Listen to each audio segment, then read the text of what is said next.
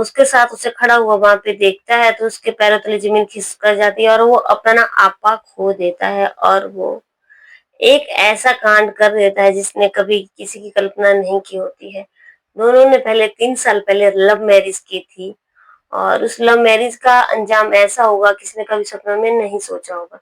राधे राधे, नमस्कार आप लोगों को बहुत ज्यादा हार्दिक अभिनंदन। दोस्तों आप लोग कैसे, आई होप आप बहुत अच्छे से होंगे, राजी खुशी से होंगे, स्वस्थ होंगे, मस्त होंगे। सबसे पहले गुजारिश तो मेरी आपसे ये है कि आप पूरी कहानी सुनना, तभी आपको पता चलेगा कि आखिर ये कहानी है क्या। हाँ, तो ये कहानी जो है वो मूल रूप से अलीगढ़, उत्तर प्रदेश के अलीगढ़ एक शहर है, उसके नुमाइश ग्राउंड इलाके की जो है वो 24 साल की एक लड़की है जिसका नाम जो है वो गौरी है। एक बार फिर से बताती हूँ कि उत्तर प्रदेश के अलीगढ़ एक शहर लगता है और वहां पे एक इलाका लगता है नुमाइश ग्राउंड। ये वहां की गौरी जो है वो 24 साल की है। और अब क्या होता है कि गौरी को जो है वो एक लड़के के साथ प्रेम प्यार हो जाता है। अब तीनों जो है वो, सॉरी दोनों जो है वो, लड़के का नाम आदित्य होता है और आदित्य जो है वो ये डिसाइड कर लेता है कि अब उसे जिंदगी बितानी है तो उसे गौरी के साथ ही रहना है और गौरी भी ये डिसाइड कर लेती है। अब दोनों जो है उनका प्रेम प्रसंग इतना आगे बढ़ जाता है कि वो एक दूसरे के बिना नहीं रह पाते, तो इसलिए शादी करने की डिसाइड कर लेते हैं। और ये आदित्य जो होता है वो नसरतपुर कासगंज में एक नसरतपुर लगता है, वहां का रहने वाला होता है और उसके साथ जो है वो गौरी की शादी हो जाती है। शादी के कुछ दिन के बाद जो है वो दोनों में बहुत ज्यादा प्रेम तो था ही इनके अंदर, क्योंकि लव मैरिज थी। आगे आगे जैसे समय बढ़ने लगता है इनका प्रेम बहुत परवान चढ़ने लगता है। अब कुछ टाइम के बाद लेकिन क्या होता है दोस्तों, इन दोनों का प्रेम जो वो कुछ बिखरा हुआ नजर आने लगता है। दोनों में जो अनबन शुरू हो जाती है, दोनों के अंदर अनबन हो जाती है।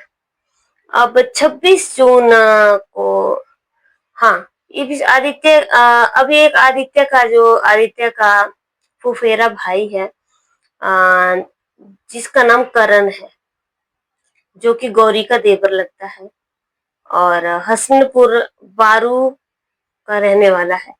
करण जो है वो हसनपुर बारू का रहने वाला है और जो आदित्य का फुफेरा भाई है।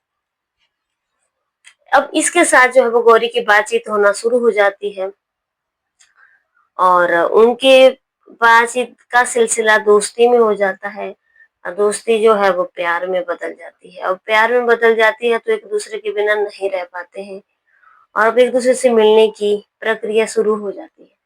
अब ये जो आदित्य था ये गौरी का जो है वो देवर लगता है। अब क्या होता है, इन्हीं अब इन दोनों के इतने प्रेम संबंध आपस में आगे बढ़ जाते हैं कि आदित्य को इस बात की खबर हो धीरे धीरे जो होने लग जाती है, क्योंकि आदित्य का और गौरी का आपस में लड़ाई झगड़ा ही रहता था। अब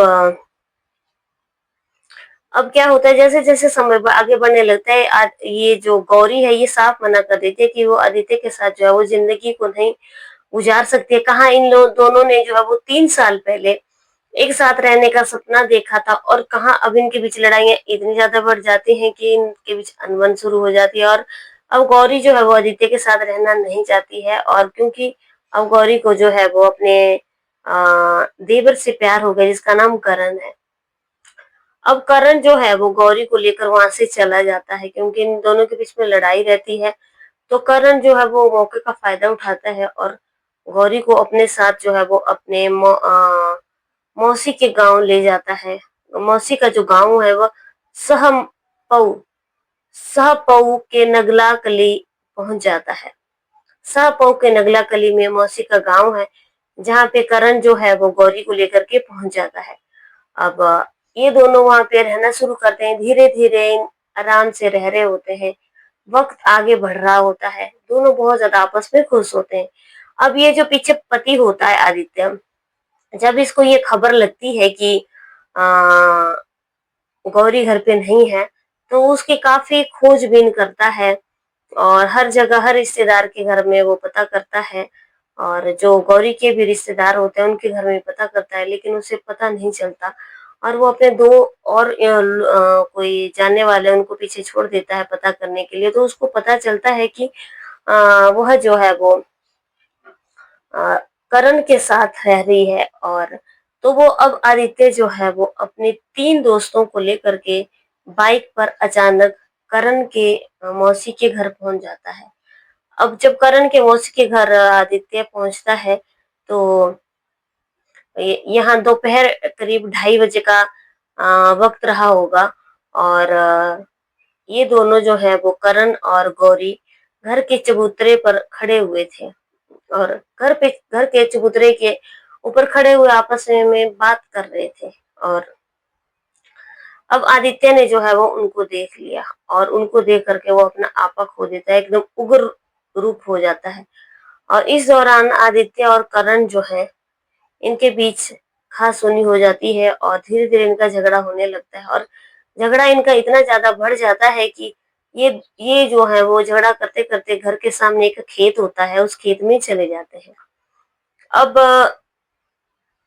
क्या होता है कि बीच बचाव में जो है गौरी आती है, गौरी बोलती है और गौरी जो है वो जब बीच में आती है तो इस झगड़े में गौरी बीच में जब आई तो प्लानिंग के तहत जो है वो आदित्य अपने साथ एक धारदार हथियार चाकू जिसको बोलते हैं वो ले आया था और उसने कई बार उसके ऊपर चाकू से वार कर दिया। बार बार उसके ऊपर करता गया और जो 2 दोस्त उसके साथ और होते हैं उन्होंने करण को पकड़ा हुआ था। और बीच बचाव में जब करण आने लगता है, बहुत हाथापाई होने लगती है तो उसको जो है वो इसके 2 दोस्त होते हैं वो ईंट मार देते हैं और ईंट मार करके उसको एकदम घायल कर देते हैं। अब करण जो है वो वहाँ पड़ा हुआ होता है और ईंट घायल होकर के वो ईंट पत्थर जो है वो उनके ऊपर फेंकने लग जाता है। इसमें एक ईंट जो है वो आदित्य के साथ आए हुए उसके दोस्त नदरई कासगंज के अमन के सिर में लग जाती है, जिससे वो गंभीर रूप से अमन भी घायल हो जाता है। और कुछ देर बाद दोनों में लाठी डंडे जो है वो चलने लगते हैं। कुछ देर तक दोनों के लाठी डंडे जो है वो चलते रहते हैं, मगर बीच चीख पुकार करने के बाद जब गांव के लोग जो है वो इधर उधर से इकट्ठे होते हैं तो आदित्य अपने 2 दोस्तों को लेकर के वहां से फरार हो जाता है, लेकिन जो अमन है वो वहीं पे ही घायल अवस्था में पड़ा रहता है। और अमन और मृत महिला का अमन और जो उसकी आदित्य की पत्नी होती है गौरी, उसके ऊपर इतने ज्यादा आदित्य वार करता है कि वो घायल हो जाती है और वहीं पे गिर जाती है और मर जाती है, खत्म हो जाती है। लेकिन किसी को ये पता नहीं था कि वो खत्म हो चुकी है और वहां पे वो पड़ी हुई होती है और साथ में अमन भी पड़ा हुआ होता है।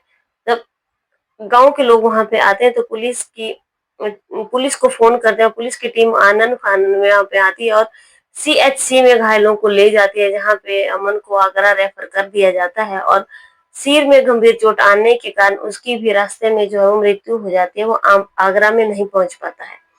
अब बाद में पुलिस ने फॉरेंसिक जांच के बाद शव को पोस्टमार्टम के लिए भेज देती है।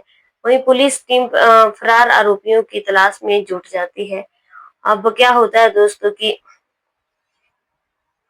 गौरी तो इस दुनिया को छोड़कर चली जाती है, लेकिन आदित्य वहां से भाग जाता है। और ये जो प्रेमी है ये पुलिस को बताता है कि गौरी ने परिवार में कई बार विवाद हुए के होने के कारण आदित्य के साथ रहने के लिए मना कर दिया था। वह इसीलिए कि कई बार परिवार में विवाद भी हुआ था, लेकिन परिवार ने अनदेखा जो है वो उस बात को कर दिया। और फिर गौरी जो है वो अपनी मर्जी से अब गौरी जो है वो अपनी मर्जी से अपने देवर के घर में जो है वो करण के साथ रहने लग जाती है। अब ये जो है कासगंज के नसरतपुर से आने जाने के बाद करण अपने परिवार के साथ कोतवाली सादाबाद पहुंचा था और उसने गौरी से शादी करने की बात भी कही थी, लेकिन पुलिस ने इस बात को नजरअंदाज कर दिया था और करण और उसके परिवार को कोतवाली से लौटाते हुए यह कह दिया था कि दोनों बालिग हो, शादी कर लो, इसमें हमारा कोई हस्तक्षेप नहीं है। अगर पुलिस मामले की गंभीरता को दोस्तों लेती तो ये हादसा जो है वो टल जाता। कोतवाली से वापस आने के बाद करण तहसील में पहुंच करके कोर्ट मैरिज करने के लिए दस्तावेजों को तैयार कराया और ने शादी के लिए अब रजिस्ट्रार कार्यालय में दाखिल कर दिया। करण ने बताया कि हम दोनों जल्द ही कोर्ट मैरिज कर अपने घर में रहना चाहते थे। हमारे परिवार में कोई आपत्ति भी नहीं थी। अभी तक गौरी पर कोई भी बच्चा नहीं था, लेकिन समय को जो है वो कुछ और ही मंजूर था। अब करण जो था पीछे रोता पिटता रह गया, लेकिन गौरी जो थी वो चली गई। और आदित्य की तलाश में जो पुलिस अभी चल रही है और अभी उनको पकड़ा नहीं गया है दोस्तों। अ, अगर लव मैरिज कोई करता भी है तो उसको पूरा निभाना चाहिए। हालांकि आदित्य की और गौरी की भी 3 साल पहले लव मैरिज हुई थी, लेकिन इस लव मैरिज का अंजाम बहुत खतरनाक निकला। अगर आज की कहानी आप लोगों को पसंद आई तो लाइक शेयर करना, चैनल पर पहली बार आए तो सब्सक्राइब करना। कल की कहानी फिर से मिलती है, तो जय भारत।